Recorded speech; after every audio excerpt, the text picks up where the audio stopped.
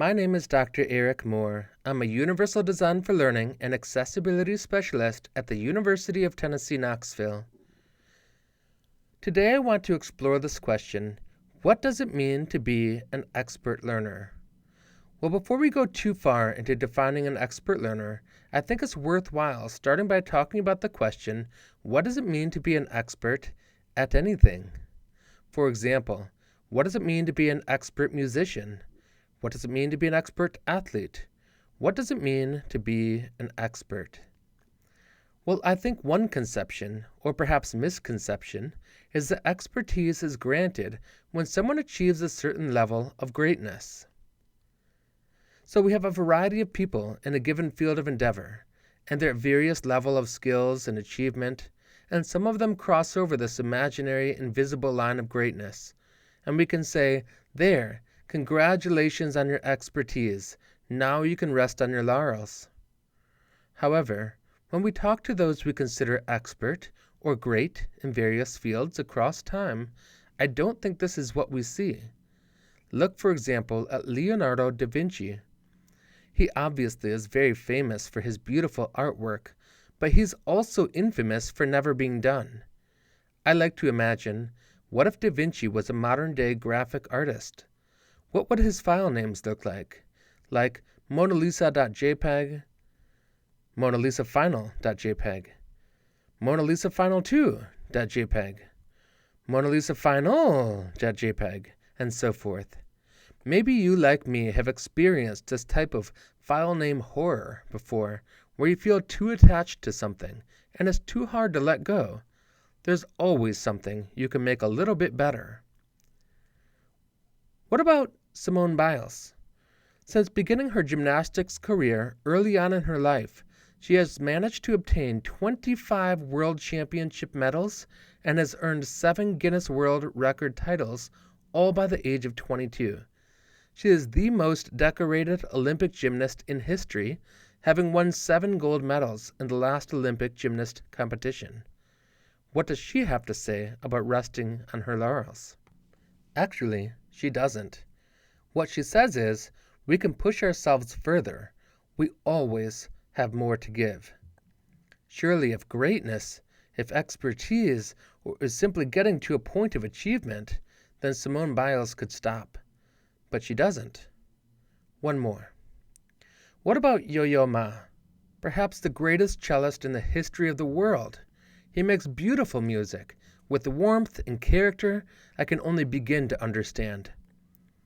What does he say? Well, he says mastering music is more than learning technical skills. Some days I practice for hours, and other days it will be just a few minutes. And what strikes me about this, first, is that Yo-Yo Ma, such an accomplished cellist, still practices every day. Moreover, he doesn't just practice, he practices strategically, for purposes that have changed, I'm sure, since when he practiced when he was younger. So what does it mean to be an expert? We're not hearing from those experts that expertise is simply crossing this line of greatness. It seems as though this conception is wrong, or at least partly wrong. What does it mean to be an expert? What we're seeing from them is that expertise is more like an attitude, a disposition. Expertise is commitment to growth, it's persistence through challenge. And when you see expertise in this way, accomplishment is a side effect. Sooner or later, someone who demonstrates such commitment to growth and persistence through challenge will accomplish remarkable things, but they won't stop there, not if they're experts. Let's go back to our original question. What does it mean to be an expert learner? Well, expert learners have been well defined by the Center for Applied Special Technology, or CAST, who themselves have done great work looking into neuroscience, cognitive science, and education science research. They say in their book, UDL Theory and Practice, in 2016, expert learners are motivated and purposeful. They're knowledgeable and resourceful. They're strategic and goal-directed. These 3 domains reflect different parts of the brain that are activated in learning. the part of your brain that deals with emotion and engagement, the part of your brain that deals with recognition and comprehension, and the part of your brain that specializes in taking action and expressing yourself. Let's look at each one of those. Expert learners are motivated and purposeful. In their guidelines, Meyer, Rose, and Gordon break this up into 3 major domains. First, motivated and purposeful learners engage in the learning. This might mean, among several other opportunities, that expert learners might engage by finding a study group as a way to continue to learn outside the formal classroom environment. Motivated and purposeful learners persist through challenge when it gets difficult. One way to do this might be to always look for ways to make learning more personal.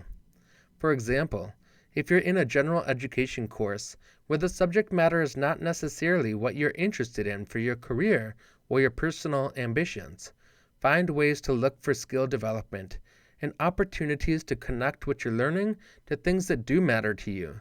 That will help you persist when things get difficult. Motivated and purposeful learners self-regulate. This might mean, for example, that they carve out time every week to reflect on what's going well, what's not going well. How did the amount of time I studied affect the quality of my grades? How well am I working as a member of that group? These type of reflections allow you to find those areas that you can improve and where you can build on current strengths. When you begin applying these different strategies and skills, you'll find that you can grow in your capacity to be a motivated and purposeful learner, which is a critical part of being an expert learner. Expert learners are also knowledgeable and resourceful. Again, Meyer, Rose, and Gordon break this up, and they say, first, this might mean finding ways to enhance your perception of learning. For example, you might learn how to use text-to-speech software that's available to all students. You might use that to convert a PDF or digital textbooks into audio files that you can listen to while you read, listen to while you're stuck in a traffic jam, listen to after you've read to reinforce. You can find the best way to make that work for you. You might also request your instructor's PowerPoints so you can watch the PowerPoints at your desk instead of having to look across the room to see them. This might also allow you to go back and reinforce or connect ideas to things that were said before and therefore enhance your understanding.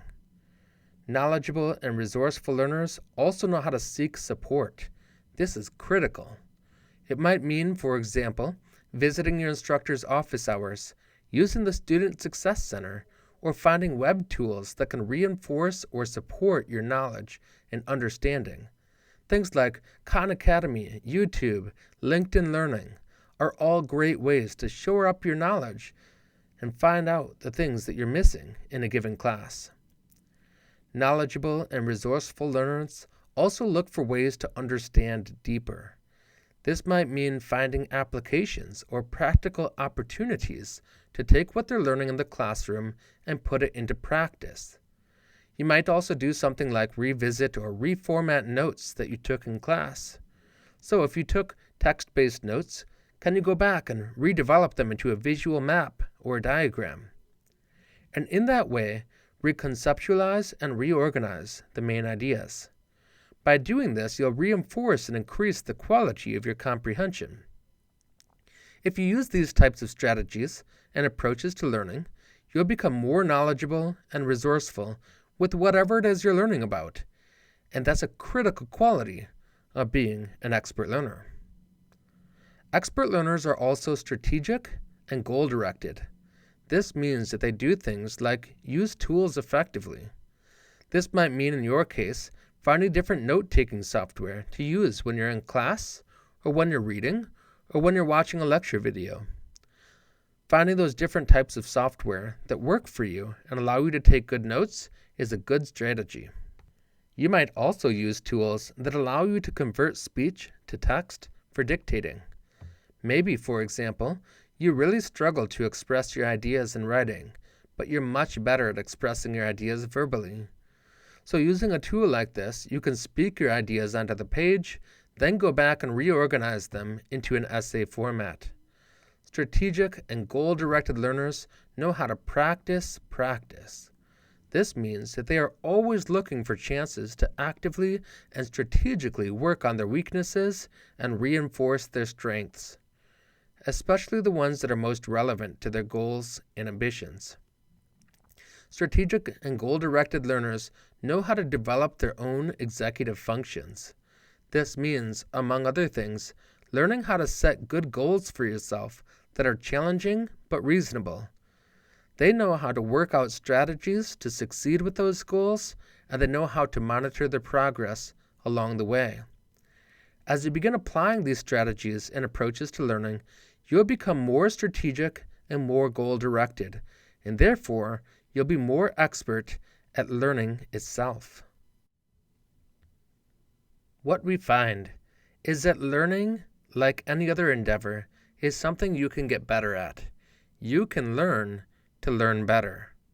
And as we learn better, you'll find that learning content is like grist for the mill. When you're so good at learning, you can learn anything you want. So, what will you learn?